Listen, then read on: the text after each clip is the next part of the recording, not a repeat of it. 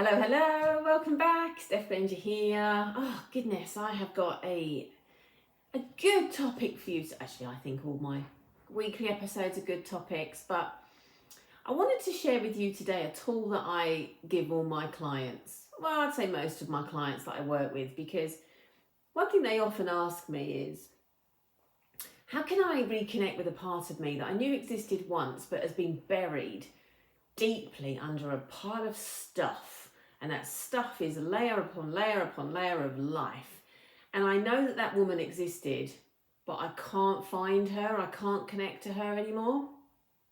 I used to feel like this because when I was a young thing, pre-kids, I was a very spontaneous person. I'm still very spontaneous, but obviously when you have children, that slows you down a little bit. And my kids are all old now, so I can find my spontaneity again. But when I was 19, I went to visit my family in America.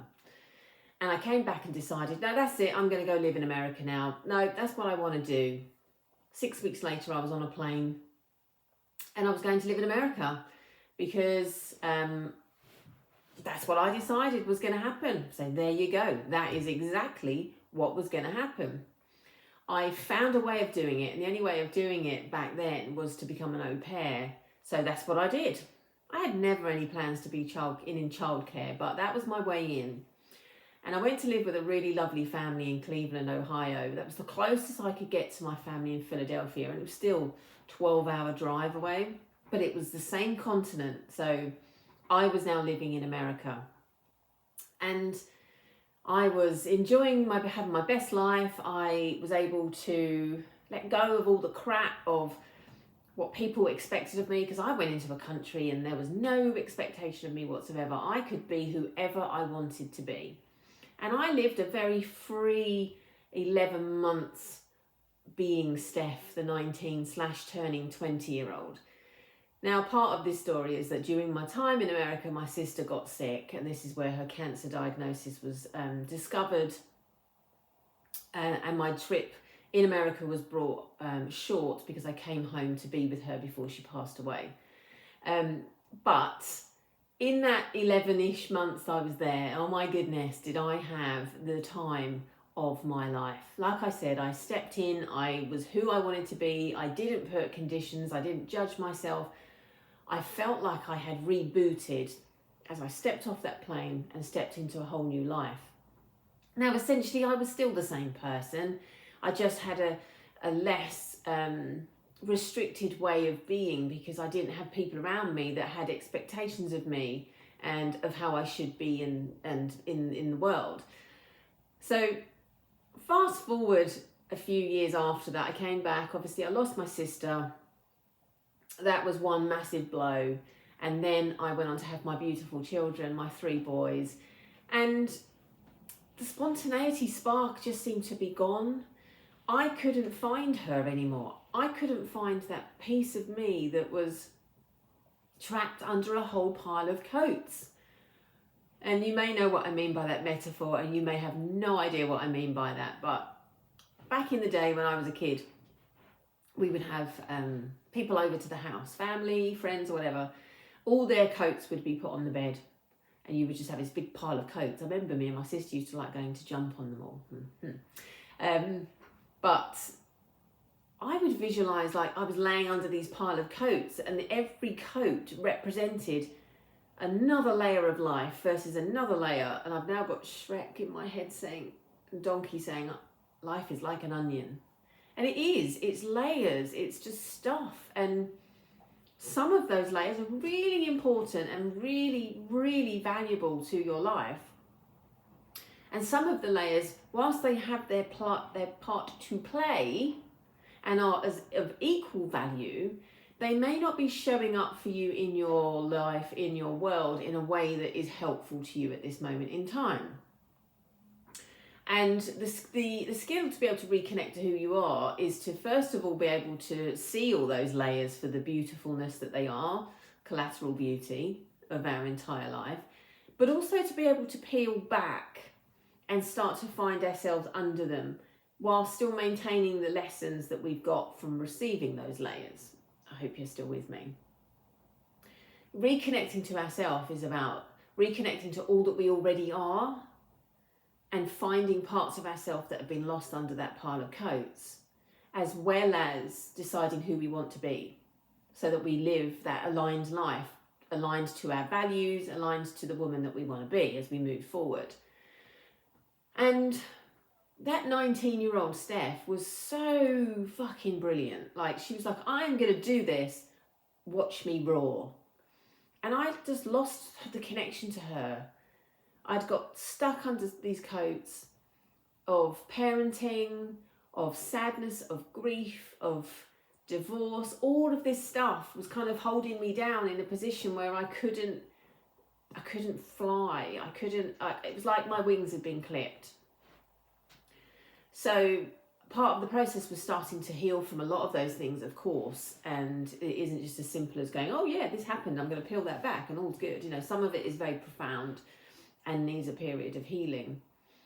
But let's just say you, if I use myself as an example, which is spontaneity, feeling the fear and doing it anyway, however you want to call that, you know, pushing through your comfort zone. When I came home and told my parents I'm going to live in America, first of all, they didn't believe me because they're like, it's just not that easy. And I was like, watch me. And secondly, when I started making strides in that direction, they were both like, so you're going to do this? You don't know where you're going? Well, I know the family. I've spoken to them on the phone. This is the days before emails and social media. I've spoken to them on the phone a couple of times. It all seems all legit to me. There was a moment when I landed in Cleveland and I thought, what if they're not actually who they say they are? But there was like a fleet. I was like, shut up, come on, this is going to be brilliant. My parents were like, what? So you're actually doing this? You're actually going?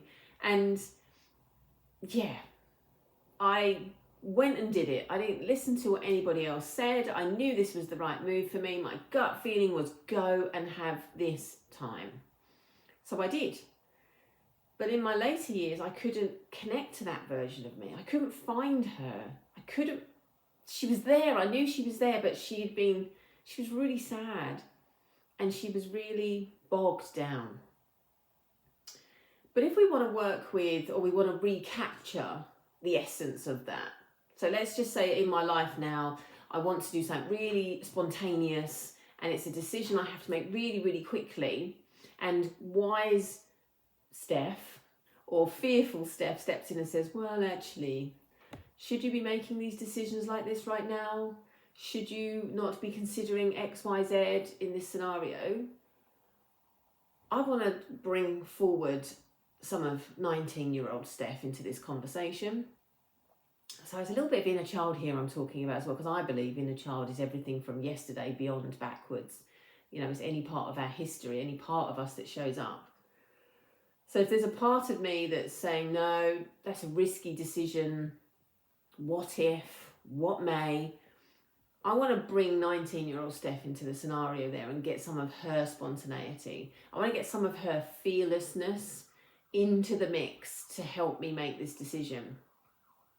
And the picture can be really big. The picture of comfort zone, the picture of fear, the picture of what if, the picture of anxiety, whatever words you want to use for what you're currently seeing as the potential scenario, the potential things that can go wrong. That picture can get really, really big. And it can flood out the picture of what you actually want to do or you actually want to achieve.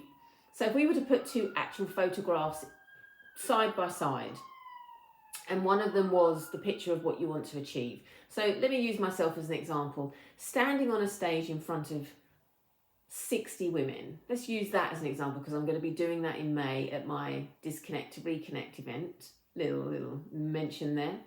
In person in Chelmsford. I'll put the link in the show notes. I potentially could be thinking, that was a really good idea, but now fear is setting in and you've got to stand up in front of 60 women and you've got to coordinate the whole day. And what if this doesn't? And what if this does? And then what if this? And what if that? If I put a picture of that picture of fear, and I allow that picture to be large and at the forefront of my mind, there's a very good chance that that will set in stone. And I might consider going, oh my God, should I just cancel it? Who do I think I am? What was I thinking? All of that noise will start playing around in my head. Versus the picture that I put next to it of Steph in America when she was 19, stepping on that plane, packing 2 whole suitcases of stuff to last me a year, saying goodbye to my family who were very, very sad that I was leaving. But I'm like on this plane and here I go and I'm going out into the world and I know my shit and I'm going to kill this and all that Steph, that version. If I put a picture of her next to it and focus in on that picture, that's the one I want to show up for this one day event. That's the Steph I want to channel, to bring into fruition. So what I will do for myself is I will put those 2 pictures side by side. The Steph that I'm channeling versus the Steph that really isn't helping me whatsoever. The doubt, the picture, however the picture looks, it could look to you exactly how, it's going to be specific to you.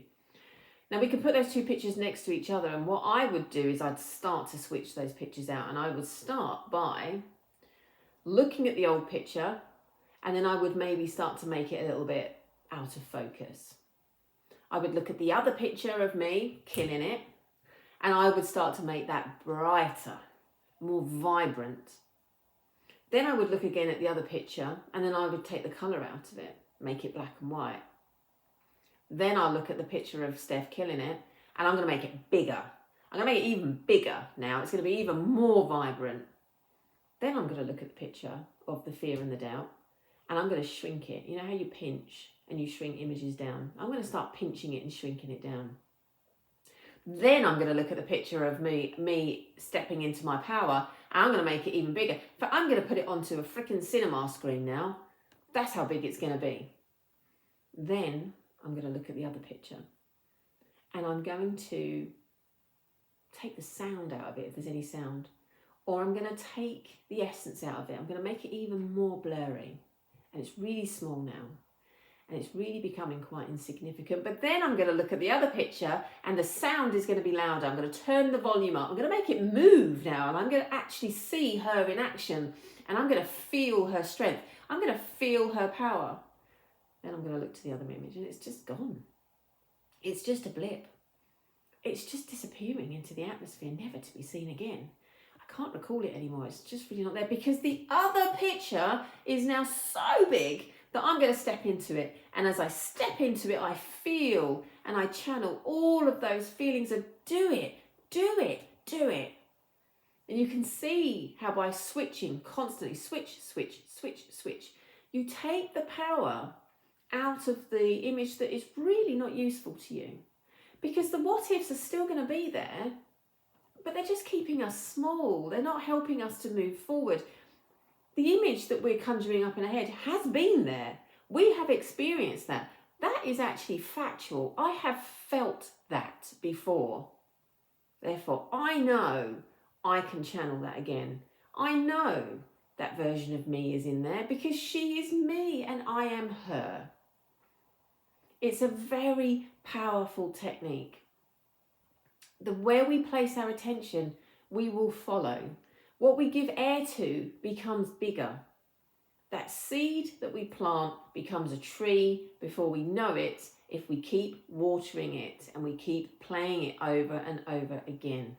We have the ability to switch and look at and bring forward what we know to be true, rather than channeling what we don't know to be true.